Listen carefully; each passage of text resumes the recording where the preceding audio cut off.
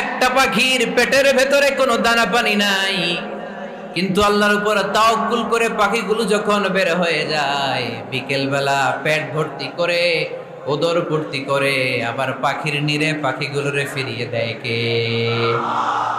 পাখিগুলো কি আমাদের মতো খাবার জমা করে রাখতে পারে? আমরা তো 7 দিনের বাজার একবারে করে ফ্রিজে রাখি। পাখিদের ফ্রিজ আছে না? আছে। আমাদের অতিরিক্ত টাকা হলে আমরা ব্যাংকে ব্যালেন্স করে রাখতে পারি, অ্যাকাউন্ট করে রাখতে পারি। পাখিরাও তো অ্যাকাউন্ট করে রাখে না?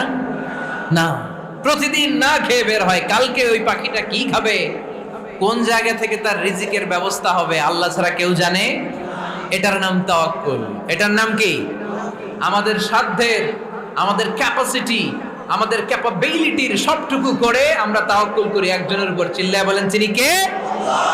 এজন্য ইসলাম আমাদেরকে শিখায়, সালাত যখন শেষ, বের হয়ে যাও, কাজে নেমে পড়ো। কাজে কোনো লজ্জা